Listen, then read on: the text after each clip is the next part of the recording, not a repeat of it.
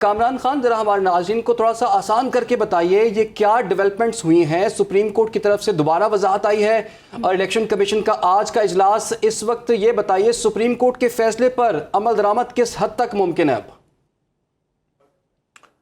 अब जी बहुत शुक्रिया।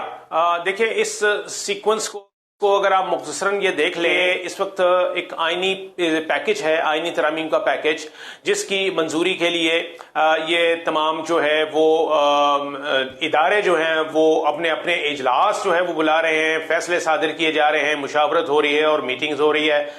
इसकी अगर मैं मिसाल दे दूं कि कौमी असम्बली और सेनेट के सेशन जो हैं वो कन्वीन हुए हुए हैं। पहले ये आज 2 बजे होने थे, लेकिन इनको फिर 6 बजे कर दिया गया। अब 6 बजे ये होंगे। वो इस वजह से 6 बजे किए गए क्योंकि एक खसूसी कमेटी का इजलास होना है। पार्लिमान की एक खसूसी कमेटी बनी हुई है जो कि आईनी तरमीम के ऊपर ये कमेटी बनाई गई है, और इस कमेटी ने हतमी मसवदा जब जो है वो फाइनल करना है तो वो फिर कौमी असम्बली और सेनेट में जाके मंजूर होगा। लेकिन इस कमेटी ने इस वक्त तक मसवदा इसमें फाइनल नहीं हो सकेगा जब तक कि तमाम सियासी जमातों के दरमियान जो मुशावरती अमल है वो मुकम्मल नहीं होता। ये मुशावरती अमल इस वक्त भी जारी है। इस वक्त राइट नाउ इस्लामाबाद में जो मौलाना फजलुर रहमान का घर है वो इस वक्त मुशावरती अमल का हिस्सा बना हुआ है। पीटीआई के कायदीन और दीगर जमातों के कायदीन जो हैं वो वहां पर उनसे मुशावरत का अमल जारी रखे हुए हैं।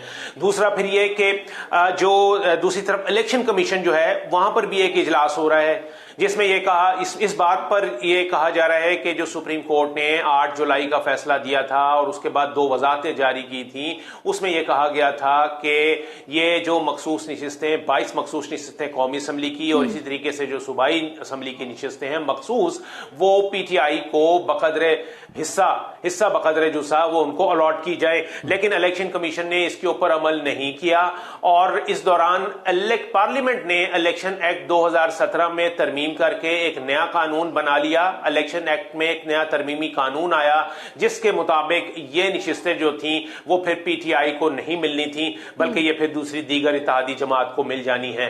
तो इलेक्शन कमीशन के पास इस वक्त एक तो सुप्रीम कोर्ट का 8 जुलाई का हुक्मनामा है जिसमें कहा जा रहा है कि ये मखसूस नशिस्तें पीटीआई को दी जाएं। सुप्रीम कोर्ट की 2 वजाहतें जो हैं वो भी इलेक्शन कमीशन के पास आ गई हैं। आज जब दूसरी वजाहत उस वक्त जारी हुई है जब इलेक्शन कमीशन जो है वो अपना इजलास जारी रखे हुए था। कामरान, ये भी डेवलपमेंट हमने देख ली है कि बिलावल भुट्टो ने अपनी पार्टी के अरकान से आज अभी खिताब भी किया है और कहा है कि तकरीबन इत्तफाक राय हो चुका है। उन्होंने कहा है कि हम अपनी स्ट्रेंथ के मुताबिक इसे पास करवा सकते हैं और पास करके भी दिखाएंगे। तो एक इजलास तो अभी मौलाना के घर भी चल रहा है, तो क्या हम बिलावल की बात को बिल्कुल हतमी समझ लें कि इत्तफाक राय हो चुका है या अभी इश्क के इम्तिहान और भी हैं?